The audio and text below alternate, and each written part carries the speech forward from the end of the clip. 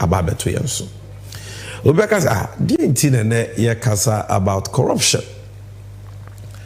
You see, oman bia betu mpowa e wo se oman ni mu Agyapade oman ni mu sika mpanyimfo edi oman ne so no e de ye adwuma pa oman ni benya so mfaso na bia ka omanfo a e wo oman ni mo ma me sisu bi ma so oman bia betumi atu mpowa aje so oman Agyapade oman ni sika mpanyimfo edi oman nanim de ye enwuma pa na nhyehyɛ pa eso beba mfaso ama oman no na omanfo atimu no enya so mfaso pa enu nti se mpanyimfo edi oman anim eye kata ahyehyɛ dream proye ene kankai so mo bo oman ne kro no ewi oman ni sika ewi oman Agyapade a etwe oman ni puntu okonachi na esunsunsu anso bone no omanfo ewo oman ni mu no ena omote enu nti wa wo hwe me na enye manko yie mawo baby awote okwan asei mfie bebere abanye wo hwe ebi ana asupiti na ope ebi ni ho ebi a school na ope ebi ni ho ebi a nsupa na nka wo pa no ebi ni ho ebi a kankenia na wo pa ko akurase ebi ni ho. Or whatever the issue in your community is. Yemfa community nto nchen. Wankasa wabrabo mu. Oba school fees itua ayeden. Ukodwemu a untimi nto.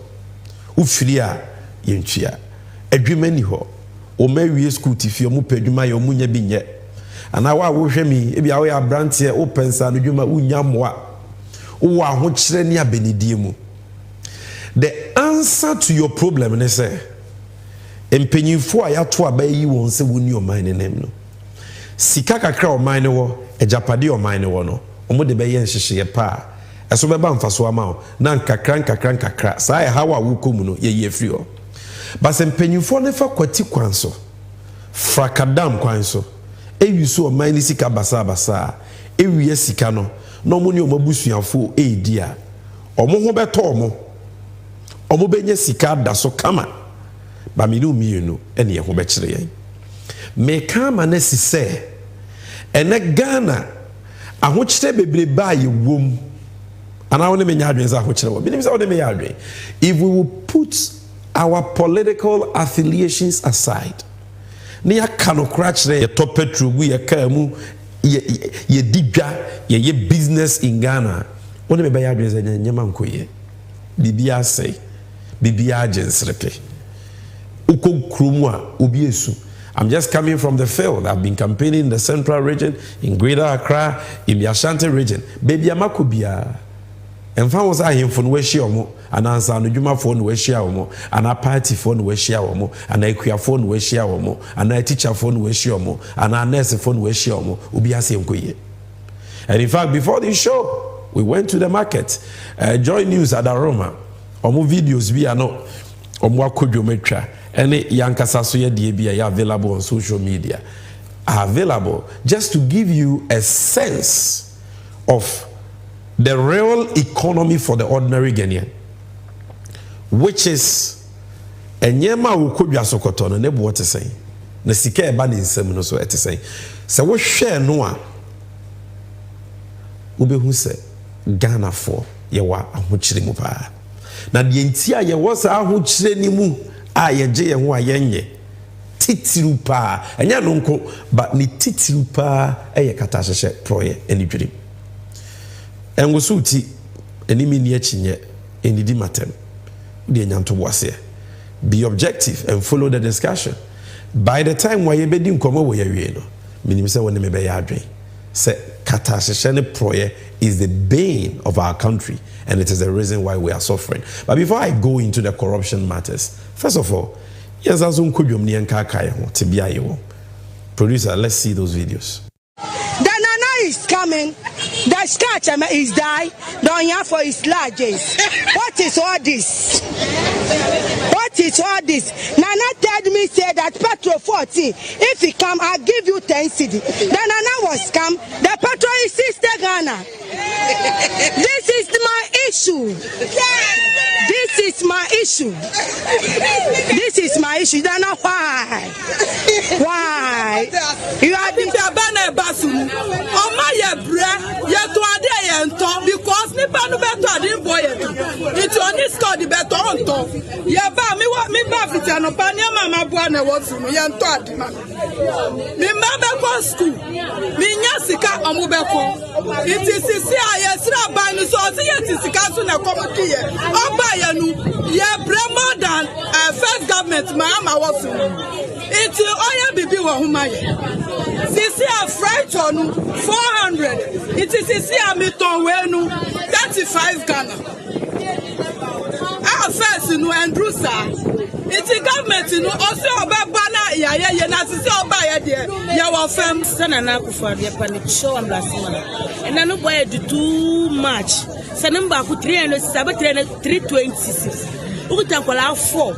Me de uye no silisia na mo koto tire na matum 3.2 a oto ase no benya wo so mo ba kati so ye nto ade mo ti sika ho ayede edwanu so ayede o se tos ba ko pa 3656 ena ba ko 36 ko bi so wo 56 do 56 ko a enyi so onyi bi so ko o hwe onkola te se na ko fa de se edwanu ma na ba so no anti so man ye pa no che ye bre nya enyi ni kita onkola ne ye bre so anti so man na choba fo no me ka ma mi nua mo choba fo nyina ya brankasa gas kuminyai bidiyo kuminyai ntosu kuminyai anwa kuminyai ba chekwa ne buade de any season ti any how gas kumchaba fo na ya me no eya mi nua so choba ni sesi anuoma ni nyina boa ye din wodwom ha esan lorry fe no ma tu muti ni ma ni nyina ye boa ye din se fa ni dollar garlic na ye fa ni se ye ti me fa bi Uton cry and talk, as I said, boy, and see a pa a bino much or no much my cacra. Na ye brew or jum had to do. The beer boy didn't what you had. They say I'm a green bottle. 20, ni 22, ni 90. First, you know, 15 million per year be 1800. 7 million, 5 million. They say I'm a baggy, kotoku baku, 50 million. Yenton bida sembe koko boy dia 10 million. Green se ni boy dia 4 million 35. Ne enne nyado boy din be ko boy din. Nkruma boy si an dollar na 16 cedis. Si an so luka di 4 year omo si an yama no mo to ndi boy din si obi ya tofa ho edigu eyimti ama bibia boy de ti ye ka fa dollar no ho pani fo se aye bi da ho a ye fa nyame be kire ko hayo ti na ye ka dollar mo ase ni sara be obi bia le be hu de ko sara be ya chine bi pani fo su be ye bibia fa dollar ho na dollar na ye dey the Nana is coming. The scratch is die. The for is largest. What is all this? What is all this? Nana told me say that petrol 14. If he come, I'll give you 10 cedi. The Nana was come. The petrol is 60 Ghana. This is my issue. This is my issue. This is my issue.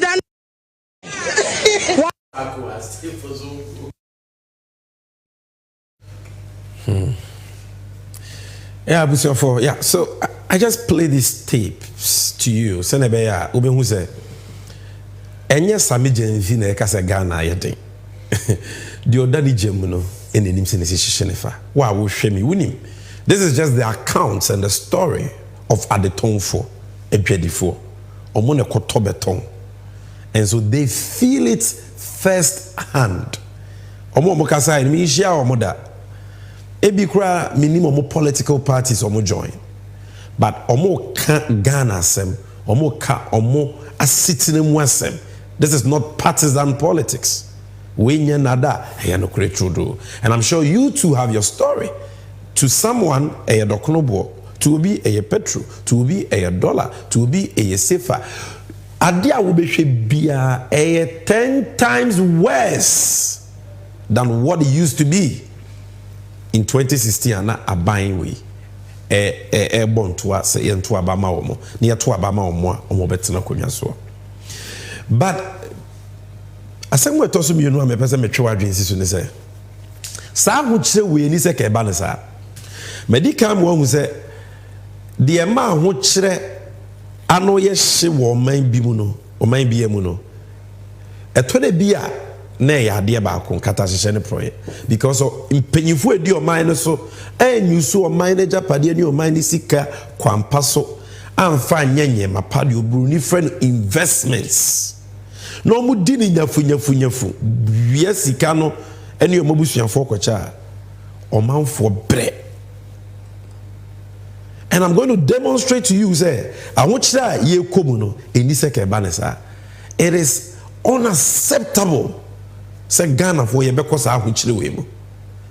Because since Ghana beto ho maye be ye man abaya ba aban ko abaya ba aban ko but aban bi aniwa na breso wenye sika te se omampenye kufuado ne na bedi echiri bawomia any MPP aban we from 2017 to 2024 omenye sika cha aban bia impo aban ni nyina put together from Nkrumah Kotoka Afrifa Akufo Echampon Liman JJ Rawlings Professor Mills awenya ne ba biko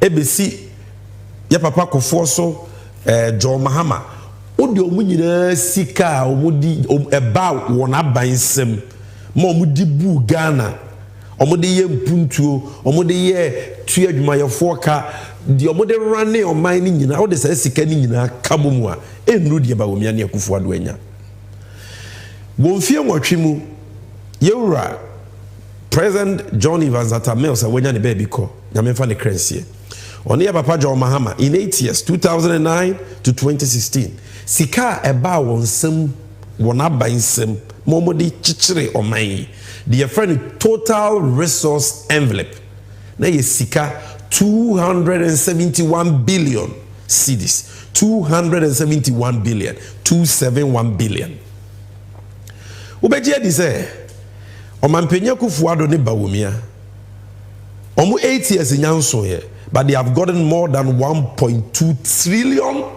new Ghana cedis, not old Ghana cedis. Mills ne John Mahama, 8 years, 271 billion. Bawumia and Akufo-Addo, over 1.2 trillion new Ghana cedis. More than times 5 what Professor Mills and John Mahama got. Enti, omodi yesenka, omo ye omadwe so bobe ye omani ya, and komanya husika. Why? Because ya papa Mills ne ya papa John Mahama oba breso Ghana oil ane ma isika no ne ye one oil field pe Jubilee Fields. But President Mahama na mamuo papa ni investments oye yenti oko na oil fields no odi mienu abeka ho Sankofa anytime fields inti ono beto baako odi mienu beka ho mane ye miensa Akufo-Addo bae miensa no wa ni gina oil dodo ani ye nyanso na mamuo boni nti so oil no so atehwi by over 30%.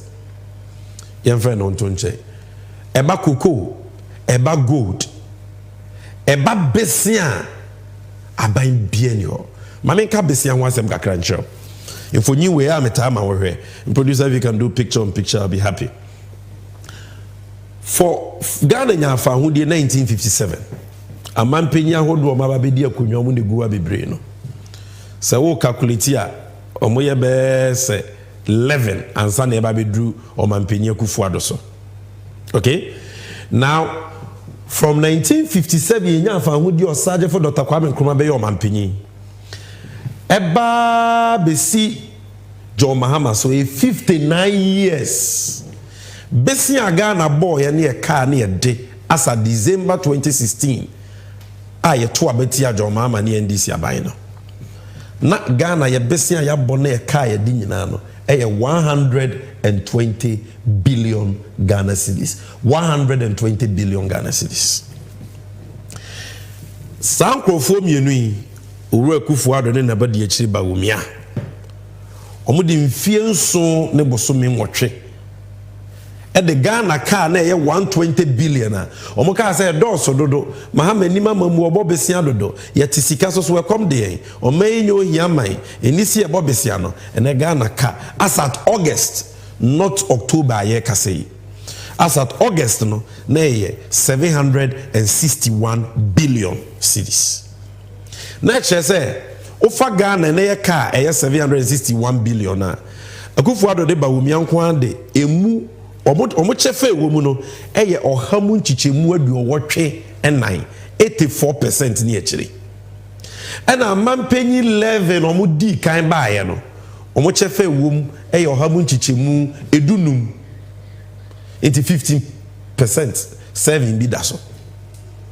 So look at the money they have had where besianko o ma hedai o mabo me fa oil sikanka ho me fa taxes eto aban weji ye COVID levy omoji ye baller levy omoji ye e-levy omoji ye betting levy emusi ekro omo de to atoso emissions levy taxes ayenti bi mpanyi sem da omo de ni nyina ba omo age se sika no na so nkomo de ya de pa enye ne se na ye bre oman fa nya de panti no eni je na sika we nyina no ahye akwakodi aban ni munipa botom omo accounts mu India crowd see yes minister baako your friend Cecilia Dapa ne dem sika ye home man say tam ama crowd what tell them chain ni made or paper ni fie mano akofa sika over 1.something million dollars billions of cedis on an empana koche sika na doso a we sika na mana doso a say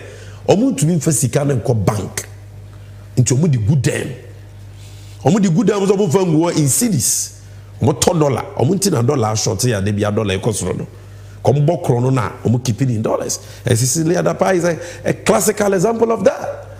So the entia menu mienu ye bre wa wo pay adwuma wo nya bi wa wo pay super no ma wo nya bi wo kwan ase hospital ase no. This is the reason sikani nyina akodi ni pakakraboto, and I'm going to prove that to you by taking you through and reminding you of certain serious corruption scandals. Abaini benya ka urefi. Abaini benya ka yakwa kwato abekura won kai. But NDC on NDC 360 yebeka kai na boawo amwato abapa. If you love Ghana, now percent sisa paba Ghana. No more ma bokro no we yetimi chio mutum Jesus sika we nyina ma wo man ne de yempuntu nwuma eso beba mfaso ama ye nyina, you will vote for change. Say NDC MPP no papa na de ba ye kra, you will vote for change. Ye di twa wo ketre ma na ye di twa wo furu ma kra, you will vote for change if say odogana. Enti yan started. But again, before I go to the scandals, producer, we are now man for refi enti yanka kai ho kakra. Bible says when no asem ne de bebuafo ana ye de bebuawo bem. It is there na bawomia ene Akufo-Addo e kae abakata hye ne pro ye taw bueno mai ye ba ya ye be do suko a rather unforgettable corruption scandals, which is our main focus today. The era of royaltization and corrupt economic governance will be over on December 7th on Friday, inshallah. The era of royaltization and corrupt economic governance will be over on December 7th on Friday, inshallah. State coffers are not spoiled for the party that wins an election, but resources for the country's social and economic development. I shall protect the public purse by insisting on value for money in all transactions. Public service is just that, service and not an avenue for making money. Money is to be made in the private sector, not the public, and measures will be put in place to ensure this. Abusafo ketrema mpro enti ehia se ya wose ye kaka ye ho motie ba womia So the era of Wyomization and corruption will come to an end. NPP bakata sesene proyedie omo nsoso. Omampenya Kufuado ose wo pesika enye na abemu. Si you say be somo oman a we oman no somfo enye sika na oba se wo bepe. Nti wo be bo oman Ghana isika ho ban. I will protect the public purse. Enti nsema omo kan ye ni nyina no ekosi say a DNA yehu in the last 7 to 8 years. The Edikai in 2017. It was your for her amame. Mobe Kaya Ghana Agyapa found oil. Ne boy ding ne sumbomai. Ne wo bust. Asoya o madwuma ne se o moto fa wo di sie ema o man no. Na Ghana kwa wo yehia mu a omo de sa fa wo ni bi abedwa so very strategic stocks se ne be your mine enkwa wo yehia mu omo de Ghana sika koto fa wo oil 5 million liters liter bia ye akotoa baako ndi hwe oil akotoa baako sa 1 2 3 mako sa 100 mako sa 1000 mako sa 10,000 mako sa 100,000 mako sa 1 million mako sa 2 million mako sa 5 million oil akotoa sa wo a good tank mu 5 million liters worth billions of cedis. Yeah, that's already you say boss of what oil no omo say obi de fan wo boni bia kofra nti asay nipa kro ko say oil no yenim no nti oil aye fi ye de akofra oil papa ye besi na ye hu de oil sa ade no and omo ton ade ne ma wo omo ton po no omo follow procurement law don't come and omo ko ton ma entities are menka companies because they were not even companies entities in Yumabia samre no mudi mpo ni aban crachi penyin kratem the friend the registrar general companies which were not even created, they were not even in existence. Obit na ho and ono aka say maybe a company your friend say onko register a company no and as 5 million liters of oil no ye board don't come in mass our company moving pina and zup oil ya mfa emra kwanso yese mo meto no fofofo omo ani twa omo bo na de ya ne say asem ne be ya asem NDC ye hu dede na no aban na nkasa tia basuko bi so mo hwehwem mi nua me yonko brebo sanyo hosi na na da basuko na no omo ko hwehwem mu a na ye say oil no mpo no phony fraudulent companies here they didn't pay for it. 471,000 liters. 471,000 liters they didn't pay for it. And what dance here now? You said this is the moment of truth. You tumra near Chelsea near Malbi. When you NDC neka, when you MPP neka, when you Sammy Gyamfi. This is City Newsroom, a credible, reputable media organization. Contaminated fuel saga. Let Moving Pina pay for 471,000 liters lifted without payment. Committee to bust. Dated May 15th, 2019. 71,000 oil ngwa. Yet the amasa fraudulent companies here, they were not even in existence. They don't even have a license to say ombetinya oil. Omuni license. Now the other day mo cry Jessica nema banye. This 471,000 liters who sikano. E yesika bebre a. Se bedi o mining semua. Ki betumi dia ye bibi ama eso abamfaso ama o man Ghana. Ama ya ye won man mu no ye nya so mfaso. This is not NDC MPP politics. This is about Ghana. Ma Ghana semu hiao. Otu for say tutu. As I'm taking in the camp, you say, but Wasante semu hiao. Where do you say, ma Ghana semu day hiao. Say Ghana ya wo papa Agyapa de, and now one kasa private company. And I have fa company Agyapa de oil 471,000. Ya toama companies are omunya companies, they are just fraudulent entities. They don't have license. Ye ton boa ye de ton mo omukra no obi na bo ni tim enu twa na bo ya mfa nhyehyɛ ya amra hyɛ se wo senke ye fa so ya ton don ko mi bo ye de ma omo so asika no so ya anye because nipa kakra bia fa akira ko gisika na chedi. This is the story. You can Google it for yourself and read it. And we said this corruption scandal should not be forgotten. Uma we fear. Na why your one bro? Impenyi said your food be apani piano. And we are simu aso no. Amfo and a children into aso. Openyi mu a ofru be abon e de. Yes uniform. Enti sa ban no tumi ayede ma wo mo bra wo amaba beboni. Eni sika ne o meja pade ayahwele ni a. Wa wo hwe me no minim se woni dimpu che me. Wo betumi atu hofo na aboa wo amoato abapa.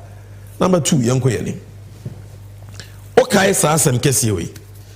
PDS scandal involving Owura Bawumia. Since Ghana beto from 1957 ebesim primprin aye kase yene. In fact, Mamen Komechi, from the days of the Aborigines' right protection, from the days of Gorgesburg, Minya, Katasishene Proye BNUS Sigana Suches the same way. PDS is by far the biggest corruption scandal. Why didn't I make? How am I measuring it? I'm measuring it by Sika or mine Ghana Shrifim. If you love Ghana, now you will weep for Ghana. And it is the more reason why you will vote for change. Waiting now to Obama Mahama. Ghana, Amamu Papa, you started Kabimamin Kebi, you are all and start say ya ubu yintino. Na NDC, Edim Kuku 2000, Abatu nimu. You hand you over power peacefully. Emma Mampenyu for the MPP abintino. And my Ghana Kabimamin Kebi be ya kono. Tiwi ase nyina be pay asem. You be the star of democracy and of the West when it comes to West Africa and in fact Africa. In the Maya starting nyamwa for America for any amama in Bibri. In the America for near and she be a friend of Millennium Challenge account. Me sure what it did that. O mampenyu kofo abreso sa program we ejidin pa. Em America for my isika Accra kwin timpo kese a ebo moto we mu a friend of N1 George Walker Bush Highway no. Esa sika ni bi. America for the demand ye dey esa kwan no. O ma yisika me ye kuayo dance ene de keka ho. O mo de che na enye besia yisika o mo de che. Into mampenyu kofo abreso sika America for the che no. O hwe so pepepe a adwuma wo so de ye bia no. O de ye. Fofia Antoata na Ewura John Tamels ne President Mahama bai. O mo bai baby anakofo aye compact 1 which is sika America for the mile for N1 highway edru no. Ye papa Tamels ne Mama so beto aso implementing projects ni na kama. And America brofo say hey Ghana for my ade. Ye ma keto na hwe so ye de ye be ma kese. Nti se ye de ma kofo na Mosoma ba mahwe so na bibia ye kama de ani sika ne be ma mo bi maka ho. We de be ma mo $490 million. Almost $500 million. Na sika ne de ma mo se de be ya e how kese pa ba ko a. O my Ghana e face no. Wo de be tu ase e how ben e ECG. Samre no ECG de ka ma ECG ntimi ntua. I was say ECG 2 keniemu a aban se mentu na ka beto aban ntua ECG for na nkasa ton kenia no muntimi jisika because of illegal connections.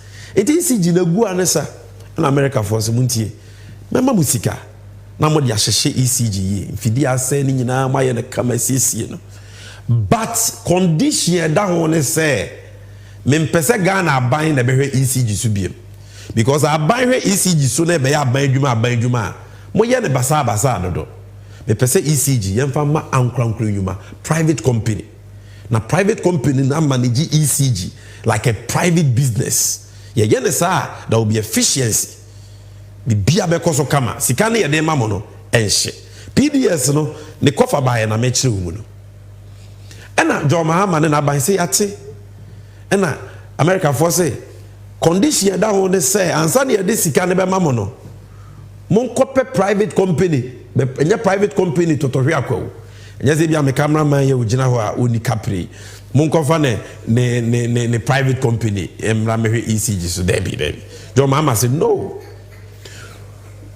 America for say no, what you need to do, and it's a for private company Wuska no one in India so financial capacity Owusika because ECG Agyapa and a sombo Sika bebre worth over 20 billion cedis and though they mo bisa won hwe so no manage a e wo so you obi Owusika se BBC a obetumi akwa akwaje wade na pe obi o nim die we nyina mahoden mu no hwe ECG so. And then my president, my fiti ase a private company. My yenya private company be a friend of miracle. Ah, yeah, one krata same ya ke di ECG mano. Nanka America fusike. Private company ni abanyahwe. Ama ye de wose ye de ye to dum so ase ya solve power crisis ECG jina na so. And ye to aba NDC coup position o mampenye Kufuor bai. O mampenye Kufuor bai ya o say John Mahama or you're not doing say or the private company in America for say for ECG man no Ghana for chefe wom 20% pe Ubroni chefe wom 80% enti memi Kufuor dem penesa me pese sa private company no Ghana for chefe wom 51%. Hey and yes I asempa say Ghana for betumi anya chefe so dia no betumi aye adwuma na ya asempa de yane say obefa Ghana for a omo meet two conditions America for them aye omo nimdie technical capacity omo experience, that's the technical capacity no mo sika so na agreement a parliament pass say nyina so mfa nya san hyehye ye we nyina ne say de be ya hu se company ni wo sika ne say oba onfa aginamu krata amra aginamu krata guarantee every ono no company no ne bank ho worth $350 million because bank bi be ma say aginamu krata na just wo sika e da bank ho because aginamu krata na kire se wo Agyapade na ye de ma no be ye ne basa basa ye be call bank wa kojisika bank na di aginamu se asemba wo bitua and bank no so ni aginamu kwa aje se wo company no wo sika ho and a parliament for years she say go and bring a bank guarantee of $350 million na ECG emfama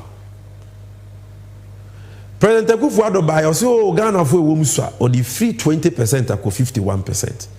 Why no de manua or the akoma ne namfo ono ni nuanom gabi bomti Kufuor do nuanom ne nabusuafo no omo namfofo eye businessmen and omo kokeka omo bomu and omo the 51% of company aye friend PDS ema omo no mo say o yenya private company yemfa ECG Agyapa 20 billion cedis ni nyina ma omo it will be kaya tape bi ba bontin samre no Kevin Taylor released it and it is authentic, nobody can challenge it.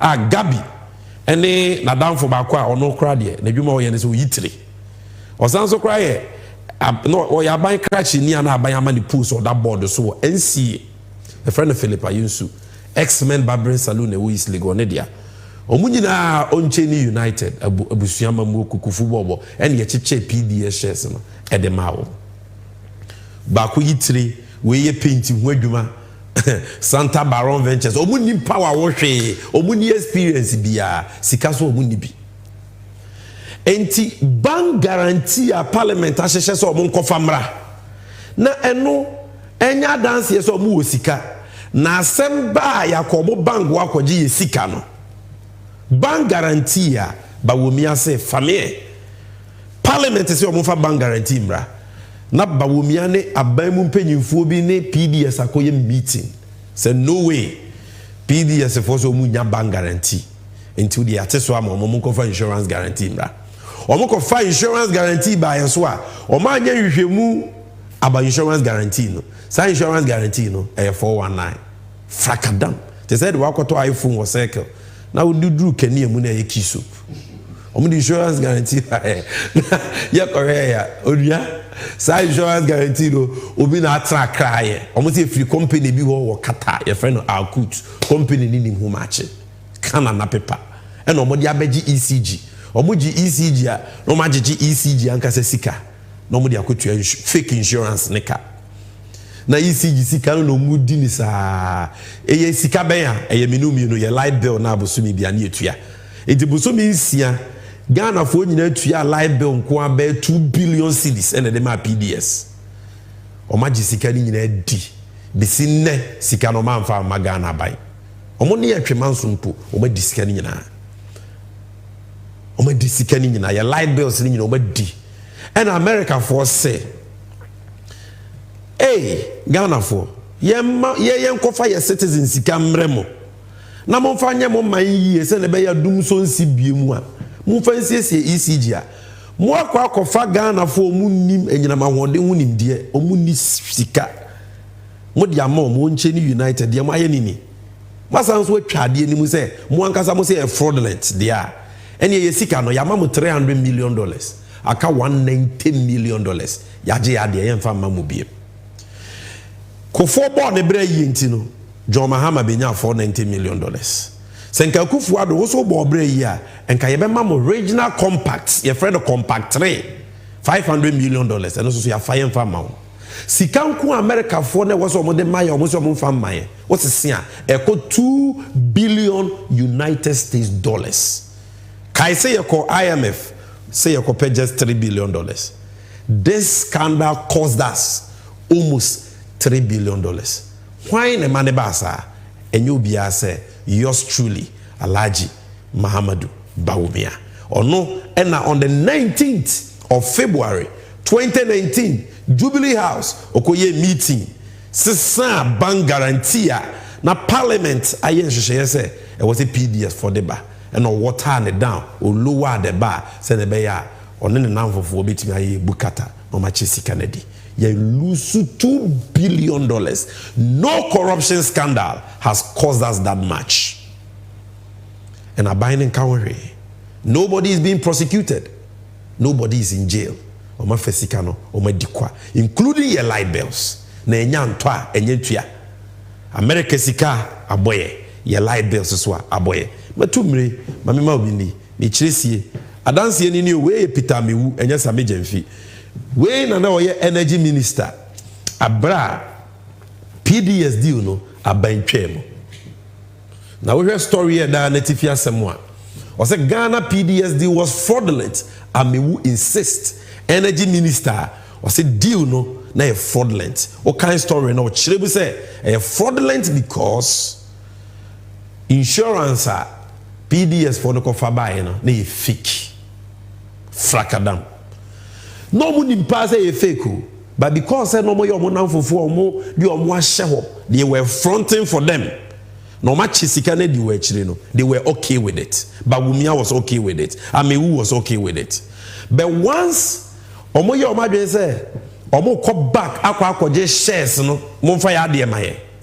na ye ma mo kakra bi no am say ye de ade na ma ho na ya nkasa ye ba beje ade na mo mfa ma ye de a ene ye bete moto mo insurance guarantee ni ko ye fake nti ade na ye twem ene na share America for bu for misika. So the evidence that the PDS deal was fraudulent came from Amewu, the then Minister for Energy, 26 February 2021. There are many stories on this and ye buslim ka no create. There also be a picture for this one na manfo we and the most important thing in the PDS matter. And Mauhu kwanya sa corruption scandal this year. And this is what it says. I say on Tuesday, February 19, 2019, a high-level meeting at Jubilee House where a consultant, or a Bruni Abronfo company, FTI, America for a file was on PDS as a name. This is their report. It is in quotation marks. So you can check. On Tuesday, February 19, 2019, a high-level meeting at the Jubilee House considered the structure of the demand guarantees for the lease payment security and the BSA payment security proposed by PDS in place of a bank guarantee or a letter of credit. This meeting built on the earlier meeting of the MIDA board that accepted the structure in principle and charged stakeholders, blah, blah, blah. Brasia. 5, okay, so during our discussions with ECG, they were surprised that they were only sent a scanned copy of the payment securities. Okay, Asia ni here me no. Asia ni here me no. Good. Let me zoom it out. The meeting at the Jubilee House was chaired by His Excellency, the Vice President. Others at the meeting include the Chief of Staff, Honorable Minister for Finance, 2 Deputy Ministers for Energy, MIDA Board Chair and CEO of ECG, Board Chair, Omo Owemo, and Ekwayes Afrakadam, and Bawumia was the head. Omo Nedesa Chrono same way, Edie. Now, I told you, sir, because of that, America for $190 million, no, Oman found my BM, Yasha Sikano. $190 million, Obim for multiply 16.5 in Mrs. America. $190 million. Free money, and Yabosia, America for the chairman of Mukruye. Or the Trokonkwaka, or say Nipa Boni be your manswa, or mine see a penny. But say Nipa Papa di your manswa, or mine DA. 16.5 times 190. I then call calculator this one now. How much is it? Oh, Mame Famediana. Mame Famediana. It's important. It's important that 16.5 times 190. Good. You are talking about 3.1 billion Ghana cedis. 3.1 billion Ghana cedis. Shakwanya says we be to me. She suku, she hospital. She dienke be to me abua ECG a kadum so kra na yentibi da. Sikano America for so ma for ma de. Why? Because in penyufo edi so America for na hu say omonya no kwafo. Omoye kata se dream proye chronofo. They've taken their money. This is the story. PDS scandal. US shuts down $190 million compact with no immediate plans to work in Ghana again. Almost a Ghana kromo mahabim. Into wage or mama na shebose moyana mwana mutu abamanwa obekwa kubunku tudwe no wakopa America for na chel no mu disika na maye na ye aba be CC ECG akufu adu ntimi nsiwo bawomia no boss akro no we no ontimi nsiwo. It is only a new president maybe America for be hu ni mobo no mu disika na maye. This is why you must vote for change. Look, Mesanso ma who say enye $190 million nkwa na hwere we lost over $2 billion.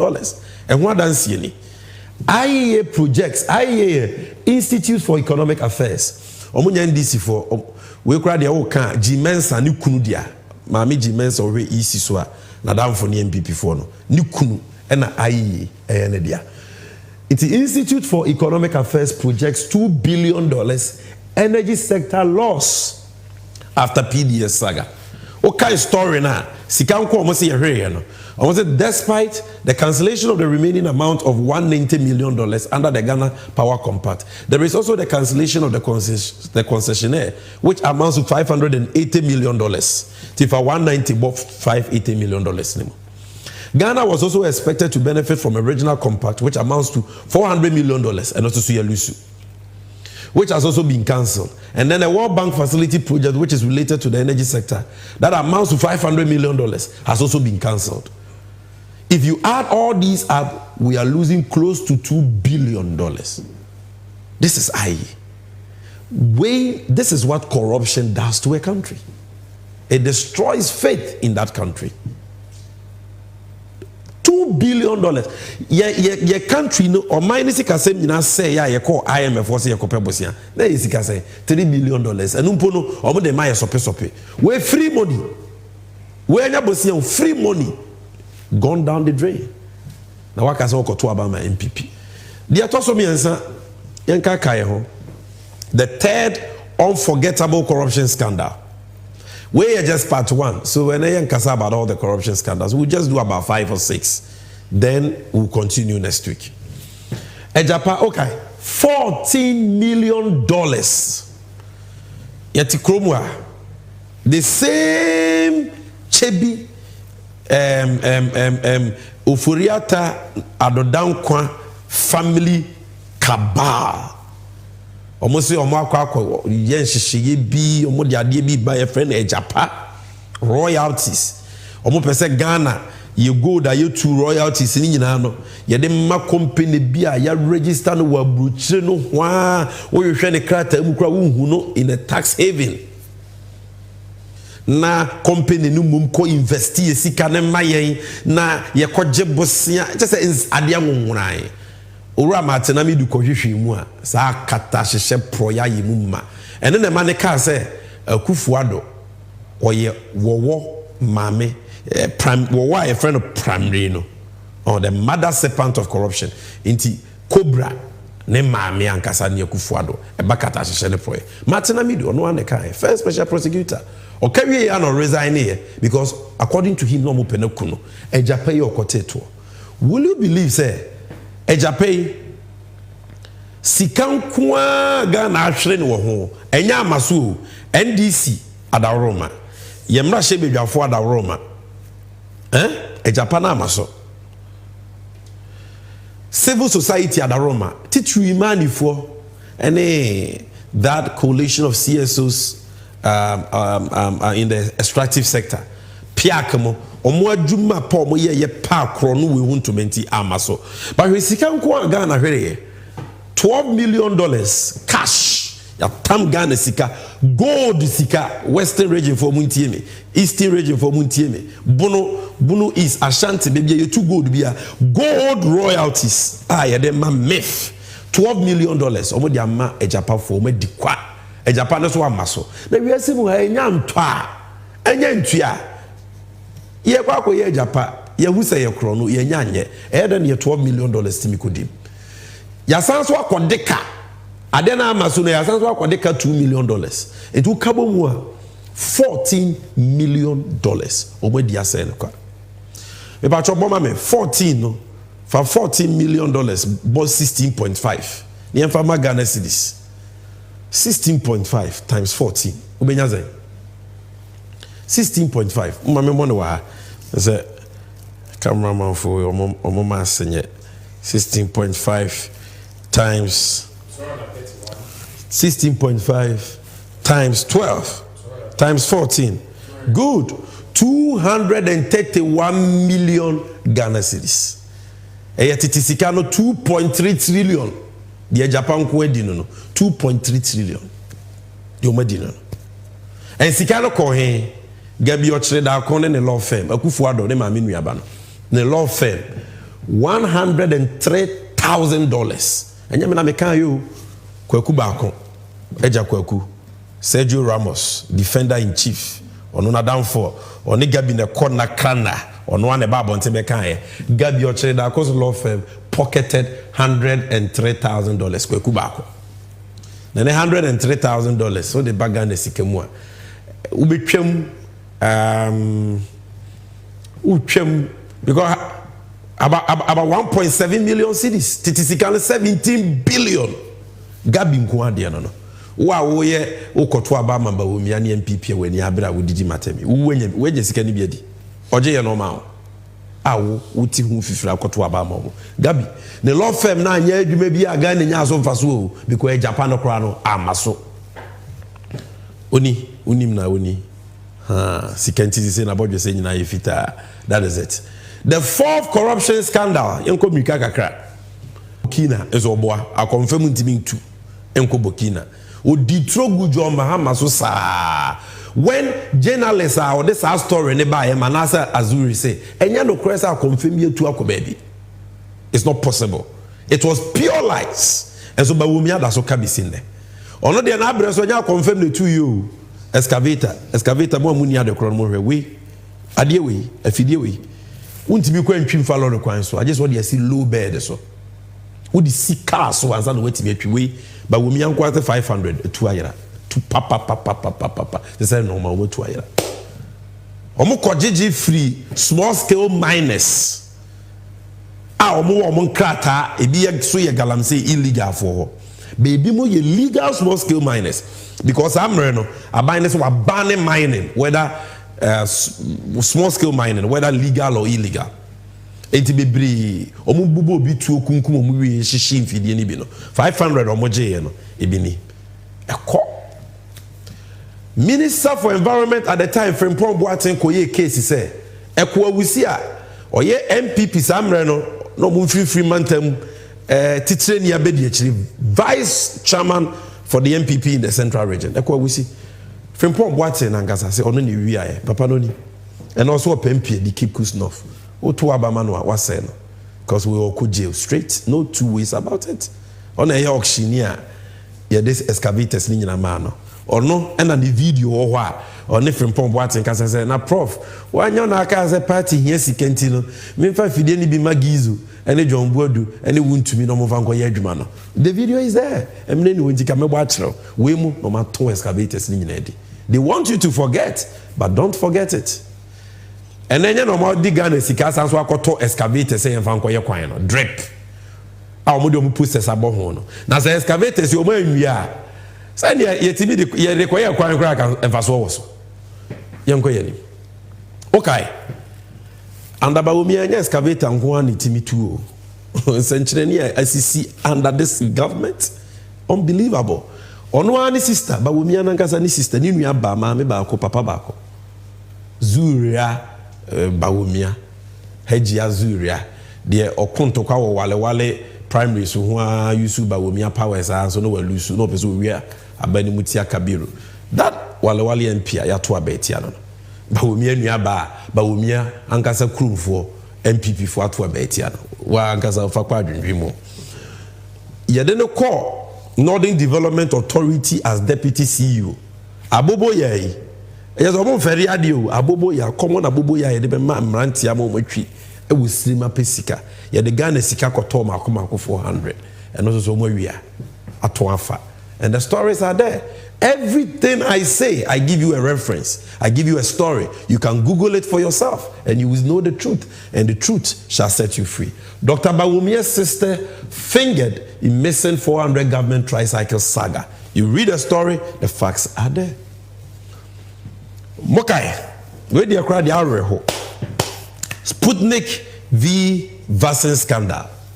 Hese yare abagana coronavirus. Abe kunkum nipa. Edi ohawa breye. Na yakwa ho kyerede ho hihiem. Na ye pese ye mpanyifo ko pe enro mane boye ho ban. Na ya te se Russia for aye vaccine ye friend of Sputnik V vaccine.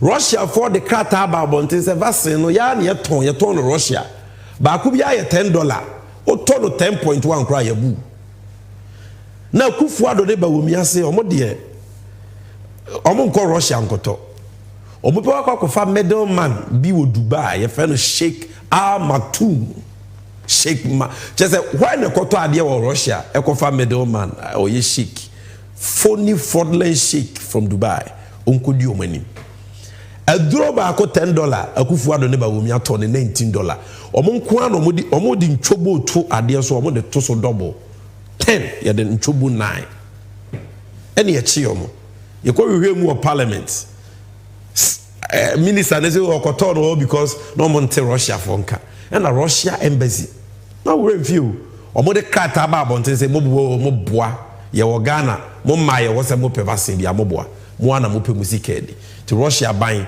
ebetuomoto. If you read this BBC story, you will see it. Coronavirus update in Ghana. Why Ghana government buy unit cost of Sputnik V vaccine for $19 instead of $10 global factory price. Ghana paid $2.8 million. Any fraudulent deal we know. The minister has come under intense pressure after it emerged in the committee's report that $2,850,000 had already been advanced to Sheikh Al Maktoum paid by the government. So that's Udino. That is a topic for another day. We'll talk about COVID. I won't even talk about SML today. I won't even talk about Pualugu Dam. Let me talk to you about SkyTrain. What is SkyTrain? Yawa Ghana and about Wumia Sisi Ghana for your far from Dodo. na obeye keteke amaye na keteke obeye ne de emfa fom we be fa wiem e han keteke hangi wiem na tu fa wiem sa akwa bruchiri bi wo your friend Sky Train or the B Bagan. Omokofa South African company. So on the Sky Train neighbor. Eko to shares or company ni mu.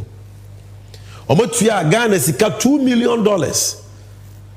And they sika 32 million cedis. Titi sika 320 billion cedis ni actually. 320 billion. Omako invest in Sky Train project. So our company omo this kind of command no license kro uni bi man ho kwan to timi Sky Train. And our company no say Sky Train no timi nye bi. It is kind of Auditor General's report. Page 193, it is there. A minute even came out. But if you Google the story, you see Ghana signs agreement for Accra Sky Train project. Almost sign ya omoye hu gaga but we na lead the chorus. It is there. But this is the current position of the Ministry of Railways headed by Amiwu. Said there won't be any Sky Train in Ghana. It is not possible. Near $2 million in this way. Ashe umadi ni nyina say no. Abusia, I can go on and on and on. This is just part one. In the next couple of weeks, we will be reminding you of all these corruption scandals. And for fra eba. Now, what we wunya adwuma wunya nsupan no mu wa kwanya say upe school or mantem we bi ni upe hospital. As we campaign, you go to big communities, there is no public toilets. No public toilets. You go to big communities, schools, no computers. And cry computer that. You go to big communities, no mechanized borehole.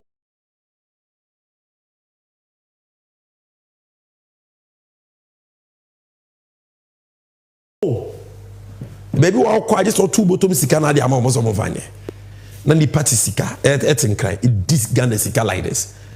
PDS in $2 billion gone. This sika left, right, center. And they have come to you and say, we want to break this. The reason why the MPP 4 person omo koso tena konwa so ne say omo nim say omo te maybe omo te na force tam omo sorry aye be hu say omo adwen so agu omo sebi omo nim say omo fira konwa so pe na John Mahama ba pe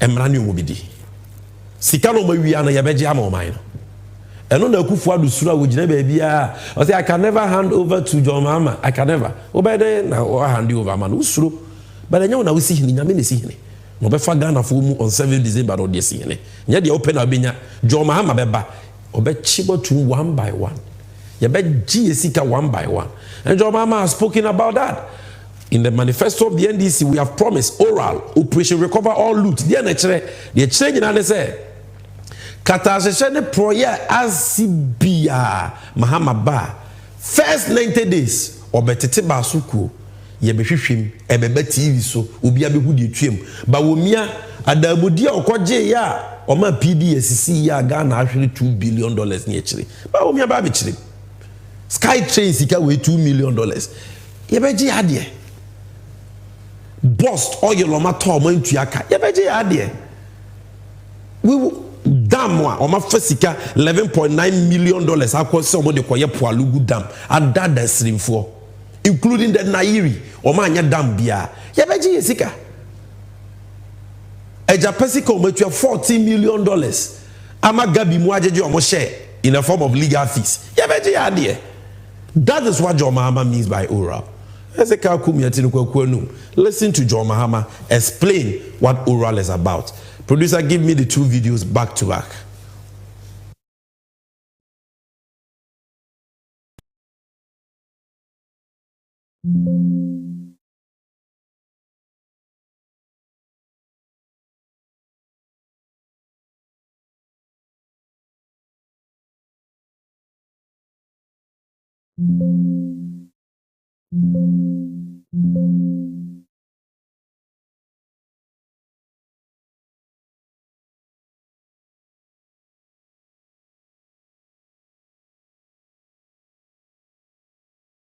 We need a leadership that will crack the ship when its own appointees go down the wrong track.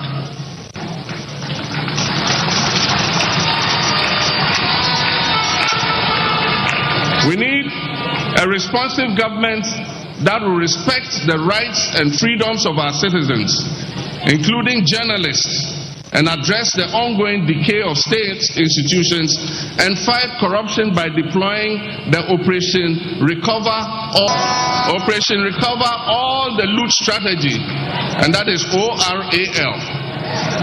Ladies and gentlemen, today we are presenting to you a manifesto that will help take back your future. Take the future of Ghana back into the hands of the Ghanaians. We will institute inquiries or forensic audits into the following matters of public interest. 1. MPP's collapse of indigenous Ghanaian banks and financial institutions at a supposed cost of 25 billion Ghana cedis. We will institute an audit into the illegal printing of money by the Bank of Ghana to finance the corrupt Akufo-Addo Bawumia administration. We will investigate the 58 million National Cathedral scandal. We will investigate the COVID-19 expenditure scandal. We will investigate corruption scandals including the PDS, Agyapa, SML, ambulance spare parts, 13th All-African Games, SkyTrain, Kwalugu Dam, mass sets, Galamsey fraud, missing excavators, missing tricycles, illegal and inflated single source contracts, bus scandals, and many others.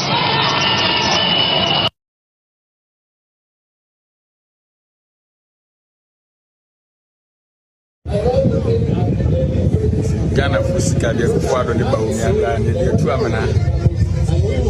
See, I sorry, and the Amagana and Yankopon.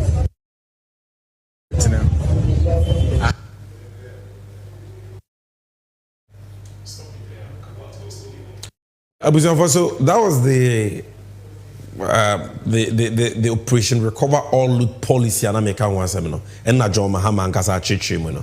This is going to be the topmost priority of His Excellency John Dramani Mahama, because say omo ma bom me yukrono akesi ya ntwe wona so a enye disua ma afofro nipa beba ba mu na de bi o ma fum ma Agyapa de wi o man Ghana sikasa na Ghana egu o manfo bre but say nipa kakra bi ni o mabusuafo no o moji o mani enti wo say sika ni nyina ya je ye dia hospital ye dia school ye dia kwan ye dia biebie nwuma no emmabu na wo man animu no enya adwuma ye amoman na fa ne tuma pefra. And you can trust John Mahama, he will do it, because ono wababa mu wakotena nchen mfie nwotwe ya ono ankasa ya hwehwe ni mu enye ma ye de to no so nyino ma hwehwe ni mu nti ono so ba ono so bet ma hwehwe obi die mu. And so if you want accountability, then vote for change. It's as simple as that. So person chrono we akoso saa dia, and you don't want these people to pay for their crimes here, then vote for Bawumia, because a third term vote for a vote for Bawumia is a third term vote for Akufo-Addo. Akufo-Addo Bawumia, the value is the same. Bawumia won't mean Akufo-Addo ntum, won't mean Akufo-Addo minister biantum, because okahubi omunyina na ball chrono no oka Akufo-Addo dia Akufo-Addo begata Bawumia na nyona PDS amedechel. So na was woman also ambulance $34 million almost 5. So na Bawumia na unuamo yemo mo single source contracts anko procurement or Moody's can o me kan o de o me din wechi nyesa, because omunyina na abokro no. One cannot catch the other. Thief man cannot catch another thief man. You need an experienced person. What baba muda, what prove so you squeaky clean, incorruptible, to come and hold them responsible. So if for nothing at all, so what Dogana Nkwandia, and yes, listen, to Abama John Mahama, he is number 8 on the ballot. The most important thing is to look for the umbrella. Chinyana. Huchinyana adaka ketwa na ewo ne nchen no na do kukuru mutino etimo. By voting for John Mahama, you are voting not just for him, you are voting for yourself, because usika akwa akodi nkrofo botom no Mahama ebeje ama omo ma bom man ikro no Mahama de omo be fam nakwan so. Bawumia can't do that. He is corrupt, he can't fight corruption. And Bawumia no Akufo-Addo akra no on the chire na dwuma, and Bawumia na sua ba be chen ne master. nti den abawomia betimi akwache Akufo-Addo na busuafo oso ngabi mu ha Akufo-Addo because abawomia say so vote for change and let there be accountability, let there be justice. Enti abusuafo hani at the moment of true segment in BC. These few adverts mame yebape ye call NDC and you, and we are bringing you some bites from John Mahama's campaign trail.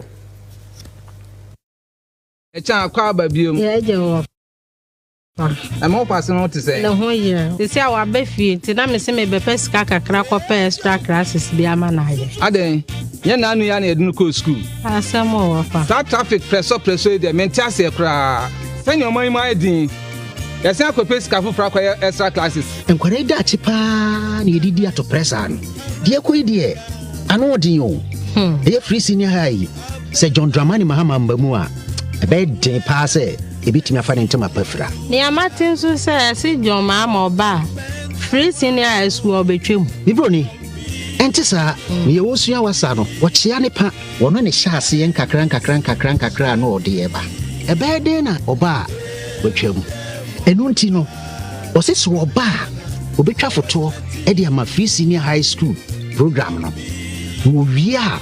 What trim ama ankra schools no ama woman nyina so atimi ababe wura free senior high school nim said the beya traffic light no ankwara no kono obeyi ni nyina ye den e de afiri ho asem de wo nso ni se enkan no na ka school bia akɔgye aduane firi fa akɔ saa de no so no oba wo betwam school bia ansa be kan aduane na nkwara no atimi adi aduane pa me ko bode rama John Mahama school kwa traffic light no ss wo twa hwe wasetna moto abapa e de sakraya papa beba wabrabo mu to abama John Mahama ni NDC.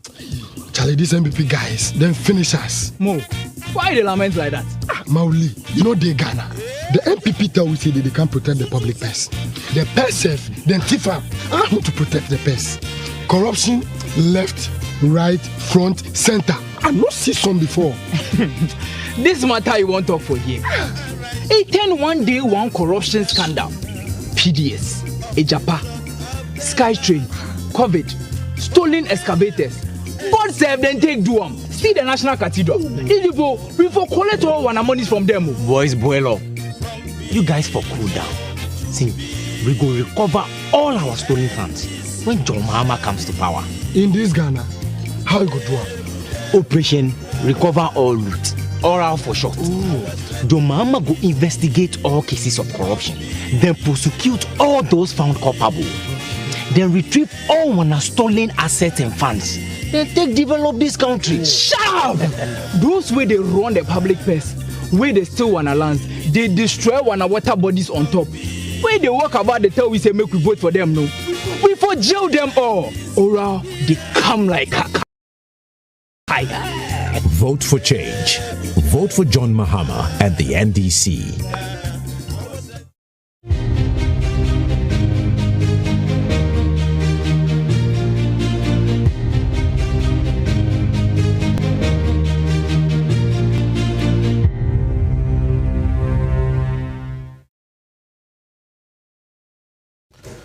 Area Busafo, Yasanso Babiem, or Fire Drusui is NDC and you. And Anshiapa, NDC Amanyuku, a woman. Na Yapese, a boa woman to me, a Tuabapa, Utuaba, John Mahama, Utuaba, ma NDC, the Wujinam Rashi Baby Akunya Maya, one Peswasono, a Hania de Sanchi Munina Bro. Today we are not discussing any specific policy. Yapese, Yamau, John Mahama told Musini Siko. Has been very, very successful and impactful and exciting. And today we have beautiful scenes for you. We'll give you some raps. You got raps, I just say, the campaign our year in various regions and the Tofabo. Now, some of the key highlights of Nsemo Kai and Mrebemwa will be able to. John Dramani Mahama and Tuaba, all boy Chia. Mekayo say he's number 8 on the ballot. Or Renoa, the Ora any chinye. Saso na we parliamentary candidate for NDC. They are anything. But today we'll show you how the campaign has been going from Bono region. Come on, the victory of Mahama.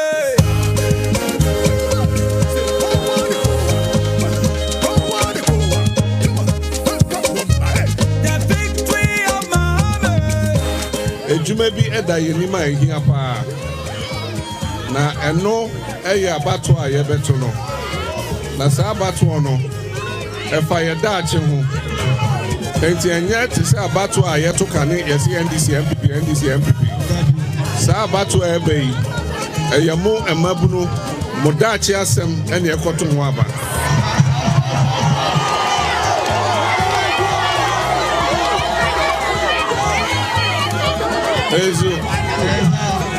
because Osha Senya ye minor kwa say ansemu a ye dachi ye beton ye dachi enti emabunu na osemu beka NDC ho na ye reset Ghana.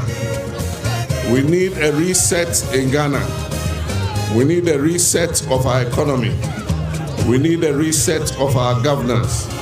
We need a reset of our attitudes and our ethics. Senebeya Ghana befa nintuma pay friend. Yempe submission biom. Submission edane unsoje.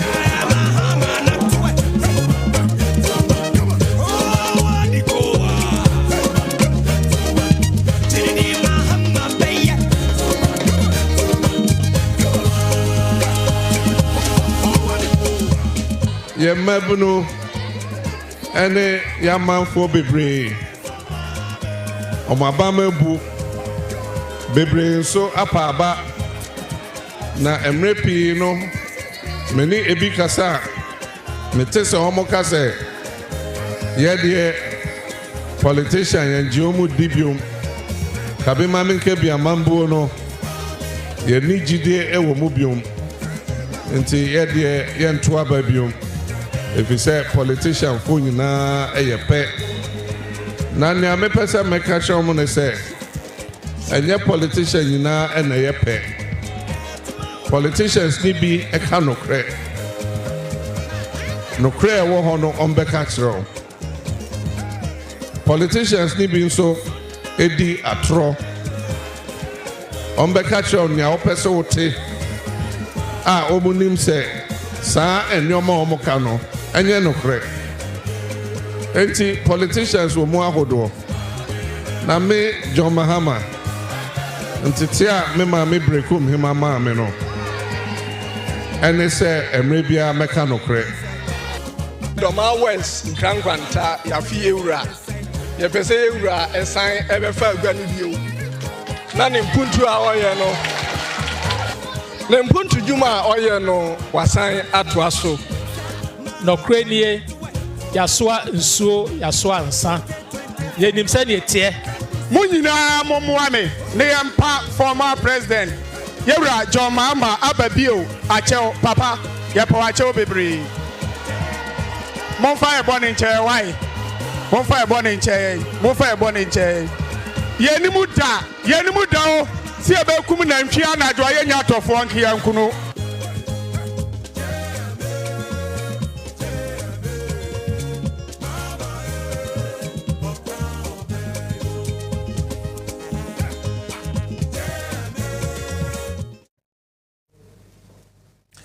That was a summary of John Mahama's tour of the Bono region.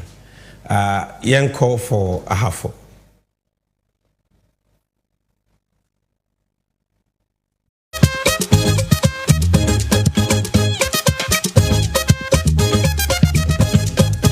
Come on, the victory of Muhammad.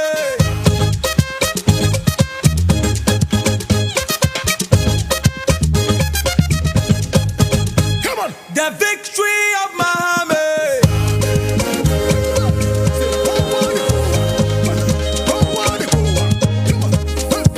Abatu no ewon sunsuanso se wotu ne yi a ede ahoto ene anijeba wantu ne yi nso a ede ahokyere ene eka ene eba bi se ye de MPP ne twa me fruma ye de twa wo fruma we hi wona na no ano awesome sa party no we ko da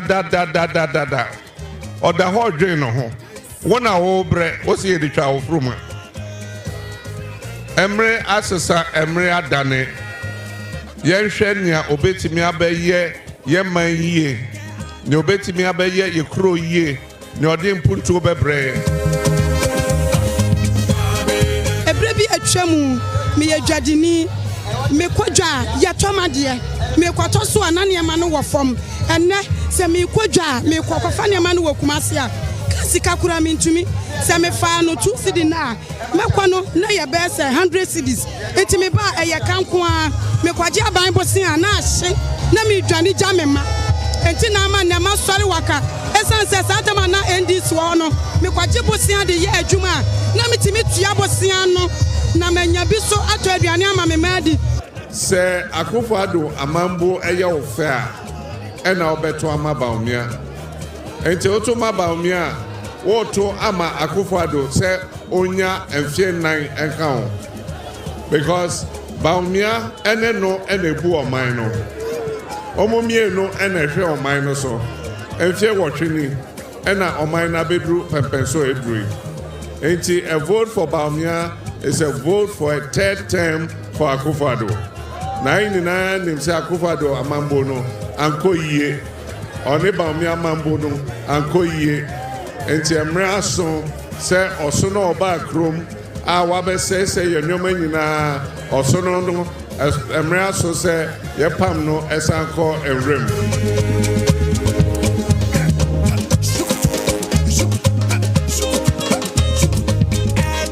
politicians you mu ahodo ebi mo say politicians na epe debi na nyepe ebi eda nipa no ebi nso eka nokre NDC de eka nokre ye ka se ebe kwan na ye be kwan no make asalo me ka se osi ade yo eni say oyo obi a yenim se onyire tofo oyo obi a yenim se de ye ena woye na oka asem so a wudi so omo say dollar no ana edwane no saa time na dollar e 4 cedis yes say ya che dollar no ye dia koto prison ya lock ediki naja IGP ye bisa IGP o say on the onim hohwe yen ko hwe dollar say edwane ade ana 4 cedis afi akodru 16.7 cedis akaka kra na edru 17 cedis na se nipa oba abaimu because we say obe sie sika sem mana yeye obe che dollar no mana gina fa akon na enne dollar ni 4 cedis akodru 16 cedis a wenya akokrudro sa be ka kire se yento aba ma obium se sei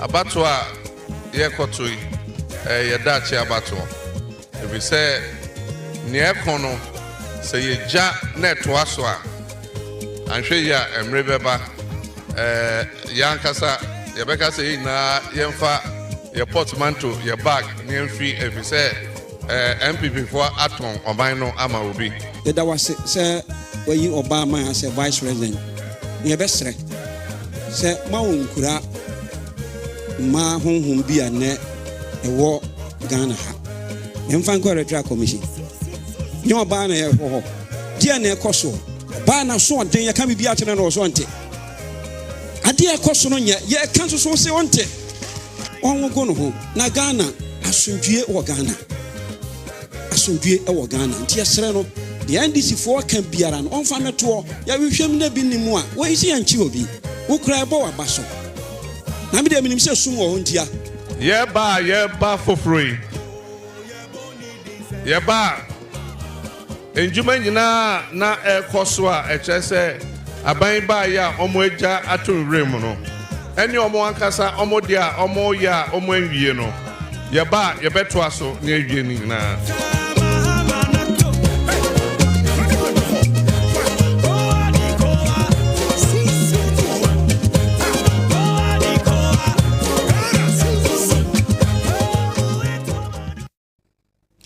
Yeah, observer, that was the wrap or the summary of John Mohammed's tour of the Ahafo region.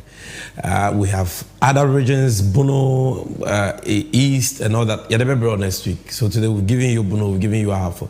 But there are other exciting things that you need to see. John Mohammed went into Abomono, Greater Accra. only abusianfo share mo no edi nkomo bia na ehia pa. You spoke about the fact that Bawumia has failed. Onya is on one gazette set questions now o ma kene ho. And he invited disappointed MPP members to join the struggle for change. You heard some videos, no? You heard your kind about what kind about SHS, free SHS, and you share a nurse for this one for video kind. Then we will wrap it up. You write an exam, you let somebody mark you. You don't mark yourself. And that's why I always, when I was president, people ask me, how do you find your performance and what? I say, oh, it's for the people of Ghana to decide. And so you should leave your... Recently, I heard the flag bearer of the MPP, the vice president, saying that he has performed excellently as vice president, so they should promote him to president. And I said, I don't know who marked his script and whether he marked it himself, but I can tell him that when it comes to his performance, the mark that the people of Ghana will give him for management of the economy is F, fail.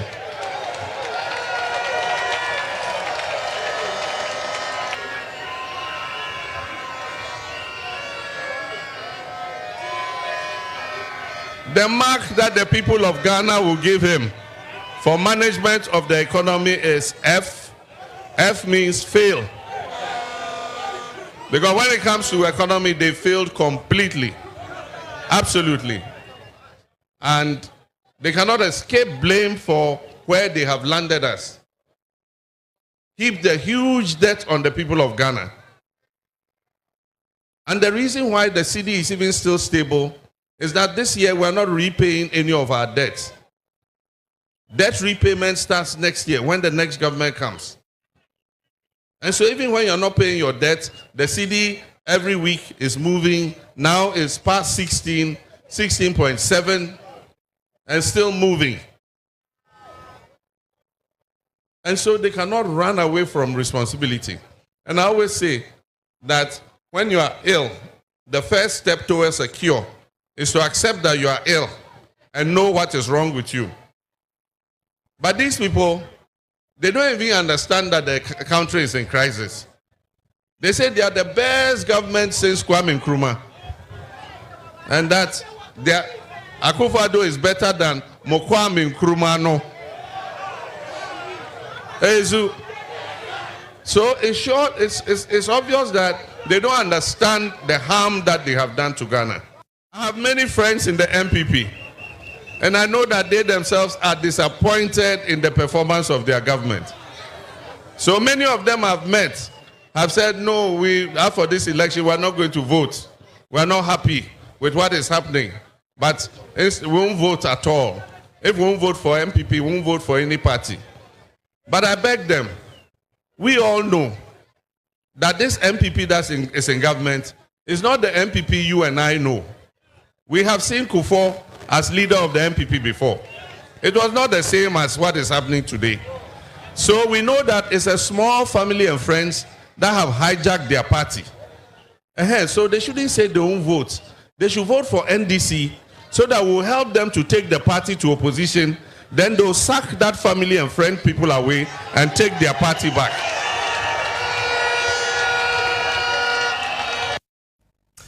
Yes, that is His Excellency John Dramani Mahama breaking down the issues, very important issues that we all have to understand and appreciate. Senebeya abaye kwa kotu yenti minye mistake. Te said your kind, no. Abatu we here cha abatu biya. See ye mistake here. We will live with the consequences for the rest of our lives. And in Chilima and fire bonenche. Bibia say bibia agency.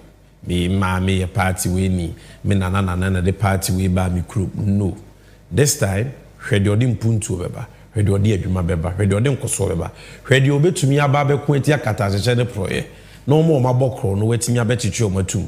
Aje saa kro no sika ni nyina ma man ne ye Ghana yi. Na woso ubebi wadamfo bia na wabusuani bi enya so mfa so Mahama emra we share nursing trainees the Okaye about that and what he has also put out on free SHS, which he continues to address because Yanom Edintro Mahama Bo between free SHS mu and no credit and President Mahama himself has addressed it. Into these two clips, Yabape will sign up.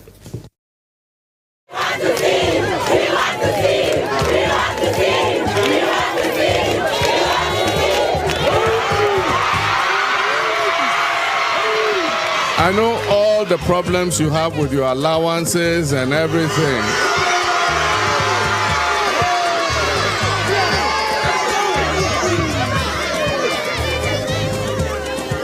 And we're going to come and make things better for you. We're going to come and restore automatic posting so that when you come out of school, you can get a job as quickly as possible.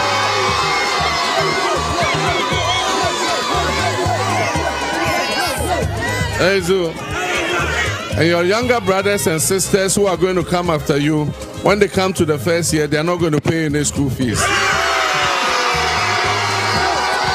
We're going to continue all the hospitals that are being built so that we can employ as many of you as possible.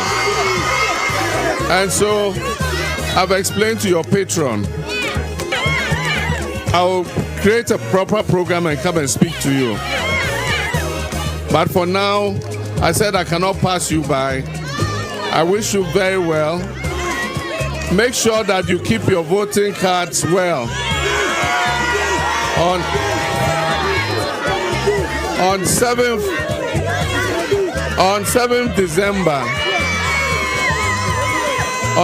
December, vote for a change and vote for the 24-hour economy.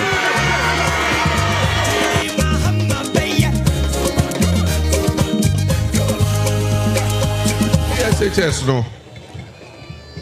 Enko bebia. Obia be catch us say NDC ba ombe yi free SHS everywhere. Catch us say nipa no say Major Mama mbe gina high catch am say nipa no oyo trofo.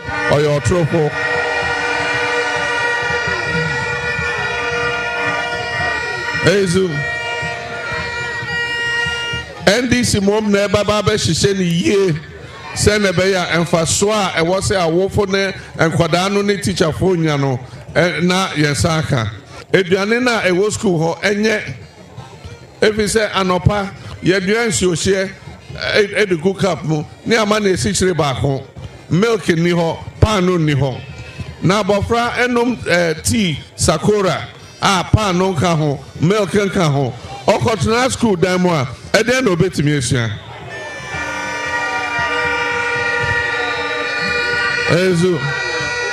Eza omotimide emo saa emo kwa efise emo ene de abre omo emo no saa ne de ebru aba no mo de ebru saa banku TZ tonzafi koko eno ano mbedi saa kopim se ebru no besa enti afi ensese foforo ye de bana se sikana yede eto eduane man koda no yede be ma omo school no na school no headmaster and the omo teachers and the awofo no ombeko jom no makoto baire obato banche omato gari omato ebro obato emo omato nkatie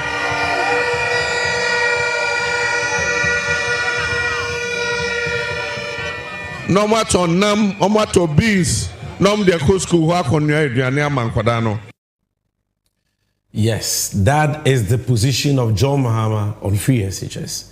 And before that, you heard him on issues of interest to nurses, trainees. John Mahama, Okano Krenti, Okase Mudaho. Okano Krenti, no Okasa, and no Fum. Okasana, Okana Claire, Okamanisiso, because Unchanton Chrew. And that is why we can in the earlier videos I play there. Politicians are not the same. John Mahama Yenokofo, you can take him at his word and you can believe him. Now the eme dekra one say why bida. Impenyi say o onkrama mienu. Abako ye friend no aye bida. Baako ye friend nyame be kira. De na ade ne be ko ha. De na ade ne be ko hante. And impenyi say aye bida wo ho a ye mfa nyame be kire enko ha. John Mahama ye ayebida. He's experienced. He's been in that office before. And Agyapa pa ye no. Ode yanom die tutu ne die ho a. It is said odi Benin e compare New York. Gab no so. So ho. Enti ode says fie hunu no na eba, and he is the only presidential candidate in this election. What said your obey within his first 120 days in office? He has a 120-day social contract with us.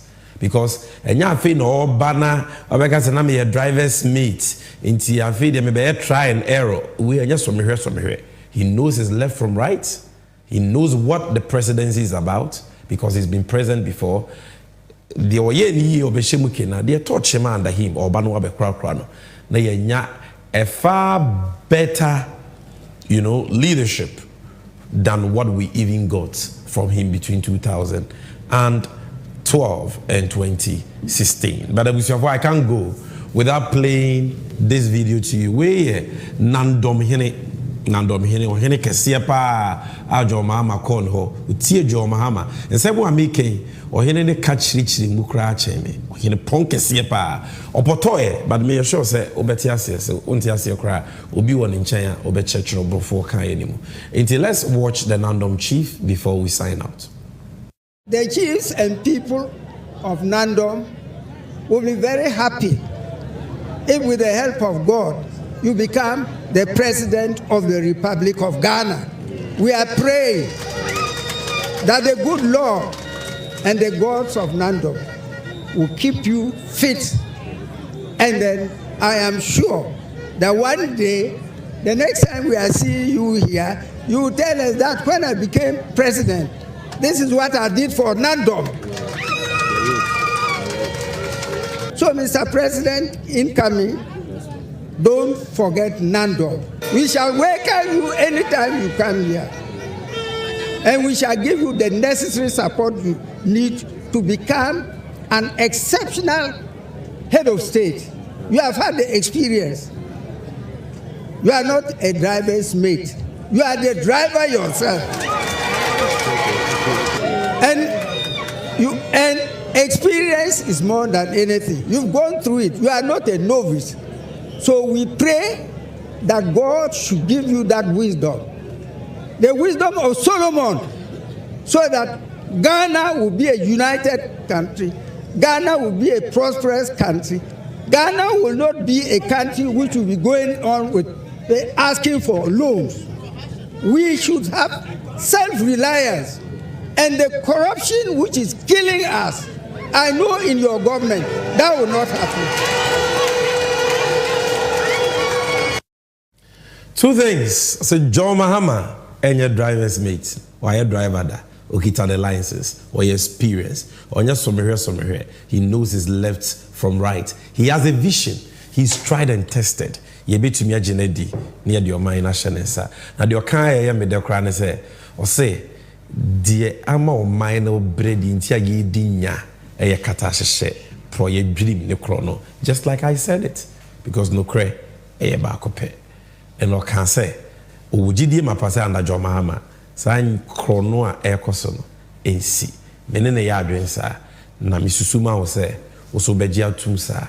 Na on 7 December ojo ballot paper na hwe tebia boni a Ghana wom hwe ahokyere ne abenedi aye wom na hwe krono akese a MPP fo abo na hwe the fact say e was nsesamba ma ban foforo ba na atentere ne yatimi aye adwuma pere you yatimi aye adwuma accountability and justice yatimi aye adwuma no manager pade ne sika akodi nsabo ne nsem no yatimi agye edi ama oman no edi ayo oman ni ye ama ye nyina ye mane nchirima ye busuanfo Ghana fo ye nafofo ye nyina ye nya ye chefa. That is why you must vote for change. Kennedy Japan the kind or the change needs Ghana. Change is calling Ghana. This is the time for change. And so make no mistake. Vote for change. Vote for the NDC. Vote for the umbrella. And that will be the end of today's edition of NDC 360. Mediane Sammy Gyamfi NDC Achame, I brought you this show today. Medawase pa se oje bre this show. Wherever you watched it, whether it was on TV or it was on social media, thank you. God bless you. Make a date with us a week today. Now what you said, Ukuda 8 p.m. The best answer the Jumedi Abro. Yada Wezo TV ase, yada Loud Silence TV ase, yada Angel TV ase, yada Unuya TV ase, yada TVXYZ, yada Akina Radio, MBN TV, and the many other stations of Jumedi Yentimia acknowledge you by name. No? We acknowledge all of you as a group and we thank you. God bless you. Now what you said, your best answer is Shebian.